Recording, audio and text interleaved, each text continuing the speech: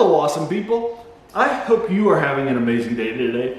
Today I wanted to count down my top 10 favorite horror films from the 40s and the 50s and such, right? I just finished out, so this is a sequel to last week's, from the up to the 40s, and it was my top 10 of the horror films from those and so forth.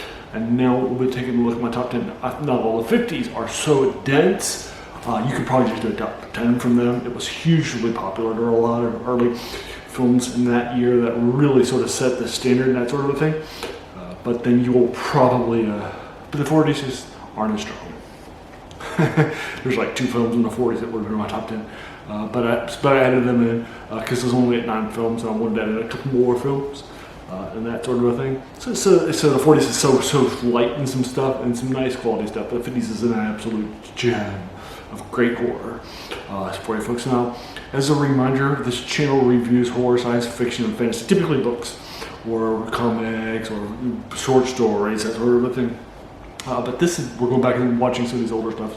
I started off with my top sci-fi films, divided into 3 eras. Fantasy, I also did 2, with a few extras here and there. And now we're going to be doing my favorite horror films from this era too. Now, in order to chart highly or at all, a film typically needs to be good at one of a few things. First of all, it needs to just set atmosphere great, strongly, and very, very well, and build that up over time, right? It's sort of a horror, truly. That's hard to do. I think in the black and white era or in the silent era, it's probably a little easier to do it because you don't have to worry all about the colors and so forth and saturations and so forth. And because, people expected it back then too. And there are very few horror films today that I think are atmospheric and strong for those reasons, right? Right? I don't need jump scares or blood packs or, shock value, those sorts of things, right? I don't need that. What I'm preferring for my horror films is a really strong, and it's harder to do that, right? And so very few modern films have done that. So I'm doing a more modern take. Although you can join me next week for the 60s and 70s. That'll be the last one that I do. So here we go. So as a reminder, I'm reading my notes on the phone. It's 22-point font, and it's on 2 pages because there's so many notes here. So if you see me not giving you the eye contact that you deserve, that's the reason why. Sorry about that. All right, so let's go ahead and get started with my first honorable mention. It's still an honorable mention. House of Dracula for you folks. This is the final swan song of the era. It's from the 40s. It's from the Universal era. There are some more, less serious finales to this, like Abbott and Costello meet them and so forth. This has all the characters, all the stuff that's happening, right? And at the time of spoilers, as a reminder in my interviews, we're in his top 10, so this will be pretty fast. But yeah, it's the final swan song, House of Dracula, good stuff, love it lots. And now number 10 is House of Frankenstein. For you folks, it's a key meetup. Although it can be a little forced at times because it makes people meet up that weren't always with the same stories and so forth. So for those reasons, it's hitting back here at number 10. But it definitely tells a good story, I think, and some good stuff, right? Nice world building, nice meetups, and that sort of thing. And now let's move to the top meetup.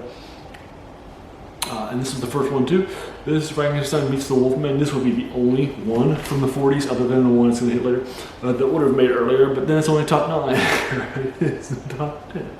Right? But I do like it. This is the first meetup. I think they do a good job, strongly with it, with the Wolfman and the Frankenstein both meeting up and that sort of thing. Great stuff. All the lines.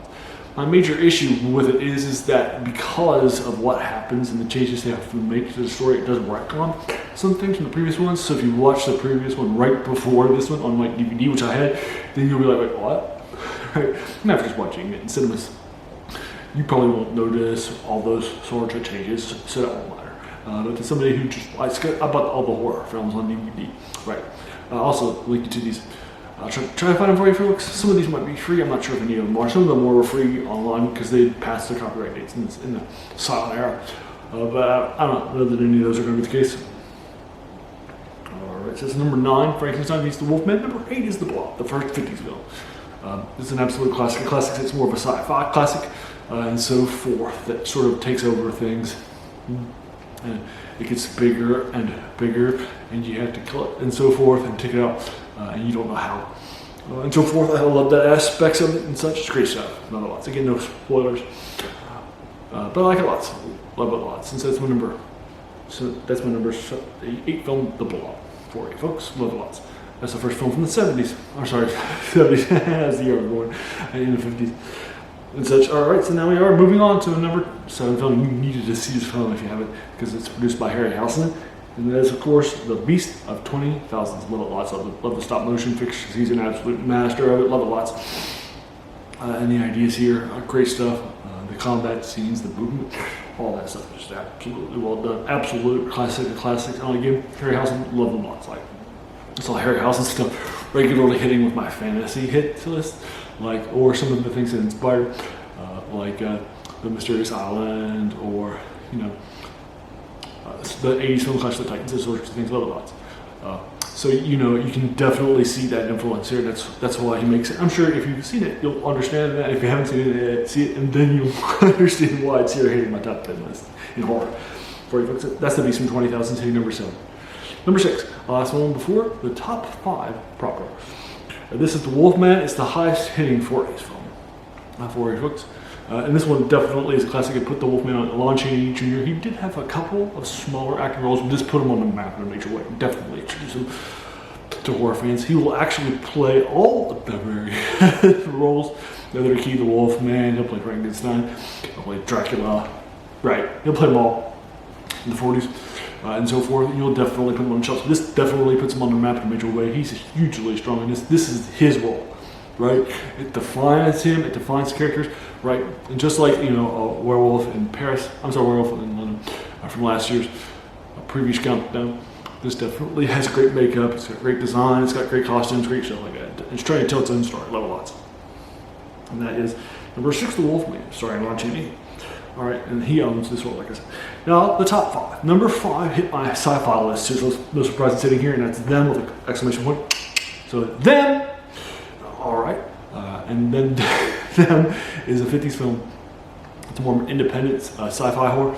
It puts it on the map in a major way because of how much money it makes, and there'll be a lot of films that come down after this pike that are hugely influential by them, and you can see it. 2 great stuff, creepy, stun stuff, great horror, loved it a lot. And that's number 5, Them for you folks. Number 4 rather, is House of Wax. This is the beginning of the era of Vincent Price's horror era, and he definitely shows up on this early 50s film. It's a redoing of this film's previous horror film from about 20 years ago in the 30s and so forth. But I love it. I love what they do here. I love the color. I love the aspects. I love what's happening. Right, love it lots. That's the House of Wax starring Vincent Price for you folks. Now, number 3. It's the highest hitting Universal film in the horror genre from this era, in my opinion. That is, of course, The Creature from the Black Lagoon for you folks. It's an absolute classic. The cinematography, the costumes, the makeup, the design, the acting, sets, everything. They just nailed The Creature from the Black Lagoon in every possible way, right? And they make him a sympathetic character as a villain. Loved it lots. Made lots of money in the film. There's a couple of sequels to it. Which I've seen too, but this is an absolute classic of classics to my mind. Absolute love it lots. And that is The Creature from the Black Lagoon, now the top 2. Number 2 is a number of Vincent Price films called The House on Haunted Hill from the late 50s for you folks. And this is my favorite Vincent Price film from the era, and one of my favorite horror films, just horror, that haven't added in other things like the previous ones. The Creature from the Black Lagoon, which has sci-fi, or Them, rather, and such. So it's more. So this is not one of my favorite films because it's just so atmospheric, so strong, so creepy, so well done. Love it lots. Vincent Price is an absolute masterclass of acting here, too. And again, that's The House on Haunted Hill. He'll hit number 2, but it can't hit number 1 because number 1 has to be Godzilla. Godzilla was, by the way, my second highest hitting film from the science fiction genre of the classics from this era, too, right?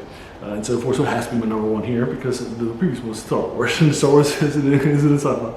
So I have to be consistent, right, with that, and so forth. But there you are. Love it lots. It's Godzilla, creepy stuff, and just like Them, was heavily influential. This time in Japan, put a huge number of influences in the giant beast genre. and that sort of thing. So I think you'll appreciate Godzilla's number one here too. And that requires, so now as a reminder, here's my top 10 and honorable mention. Once again, honorable mention is House of Dracula. Number 10 proper is the House of Frankenstein. Number 9 is Frankenstein meets the werewolf. I'm sorry, meets the Wolfman. Number 8 is the Blob. Number 7 is the Beast from 28,000 Fathoms. Number 6 is the Wolfman, and then the top 5 are number 5 is Them. Number 4 is House of Wax. Number 3 is The Creature from the Black Lagoon. Number 2 is The House on Haunted Hill, and number 1 is Godzilla for you folks. And so there you are. Have you seen these films? If so, what did you think about them? Because I'm not a film critic, I'm not trained, right? I'm not anything like this. I'm just a fan of horror, science fiction, and fantasy. That's why I watch these things, right? I'm just a total nerd. So have you seen it? Let me know what your thoughts are. Your opinion is just as valid as mine is, right? So what is your take, right? And if you're a film critic and trained, or if you've made films, then you have a better opinion than mine. So I definitely am interested in these. What's your top 10 films? Well, would you put them in this order? What I missed? What did I have too high? Or what did I have on my list that you wouldn't put in yours? Let me know in the comments below. But please, just like this, keep it spoiler friendly. I know these are decades and decades ago, but we want to appreciate people that are new to the genre or that are coming in, right?